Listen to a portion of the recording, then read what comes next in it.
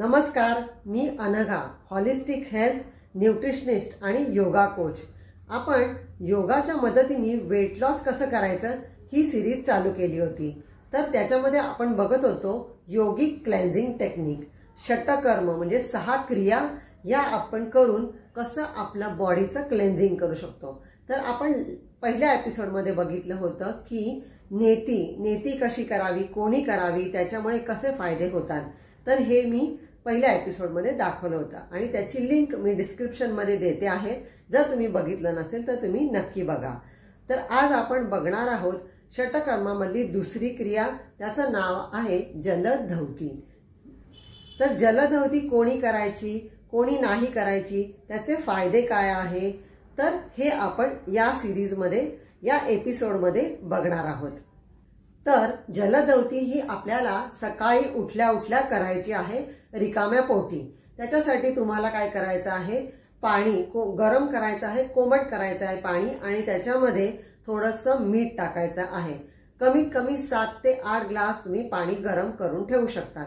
आता तुम्हाला पाणी कसं प्यायचं आहे, तर ते तुम्हाला खाली बसून प्यायचं आहे। तर त्याच्यामध्ये 2 स्थितीमध्ये तुम्ही बसू शकतात। एक तर आपण जसं इंडियन टॉयलेटमध्ये बसतो तसं बसून तुम्ही पाणी पिऊ शकतात, किंवा दुसरं जेव्हा आपण खो खो खेळायला बसतो त्या प्रकारामध्ये तुम्ही बसू शकता। त्याच्यामुळे काय होतं, पोटावरती दाब निर्माण होतं आणि पाणी हे पोटामध्ये राहतं, लगेच खाली निघून जात नाही। तर अशा स्थितीमध्ये तुम्हाला बसायचं आहे आणि कंटिन्युअस एका पाठोपाठ 3 ते 4 5 जास्तीत जास्त ग्लास तुम्हाला पाणी प्यायचा प्रयत्न करायचा आहे। कमीत कमी 4 ग्लास तरी पाणी तुम्हाला प्यायचं आहे। आणि आता पाणी पिऊन झाल्यावरती तुम्हाला लगेच उभं राहायचं आहे आणि अशा स्थितीमध्ये उभं राहून थोडंसं वाकून ही 3 बोटं तुम्हाला अशा प्रकारे आतल्या टाळूवरती घर्षण करून ते पाणी पूर्ण खाली वाकून काढून टाकायचं आहे। आता ही धौती तुम्हाला कधी आणि किती वेळा करायची आहे। जर तुम्ही आयुष्यामध्ये कधीच धौती केली नाही तर पहिल्यांदा क्लेन्झिंगसाठी तुम्ही कंटिन्युअस 15 दिवस ही धौती करू शकता। त्याच्यामुळे तुम्हाला पूर्ण क्लेन्झिंग व्हायला मदत होते।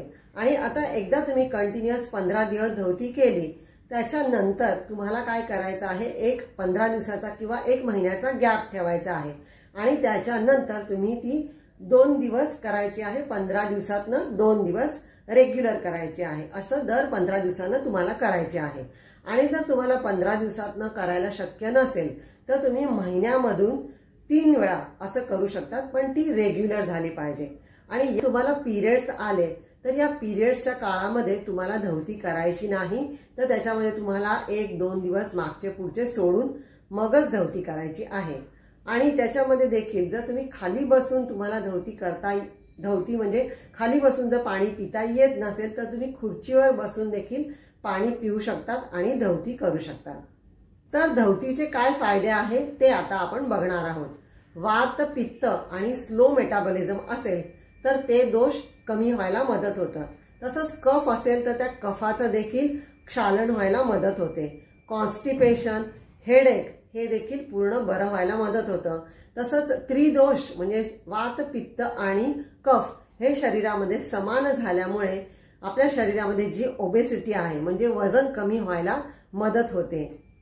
तसंच जर तुम्हाला अपचनाचा त्रास होत असेल, आंबट ढेकर येणे किंवा अन्न नलिकेमध्ये काही अन्न अडकलेलं असेल, तर अशा प्रकारचा काहीही त्रास असेल, पित्त होत असेल, जळजळ होत असेल, तर हे देखील बरं व्हायला पूर्ण मदत होते।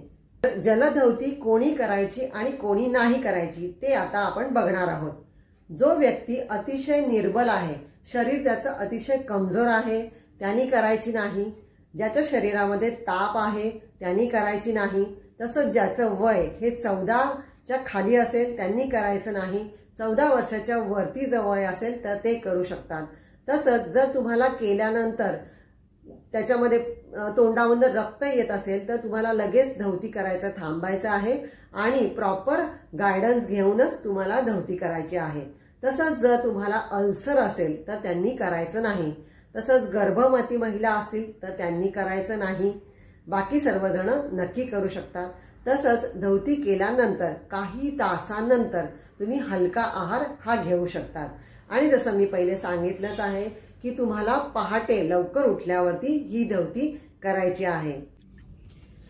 आता आपण डेमो बघूया। गरम पाणी मी घेतलं आहे आणि मी कंटिन्युअस पाणी पीत आहे।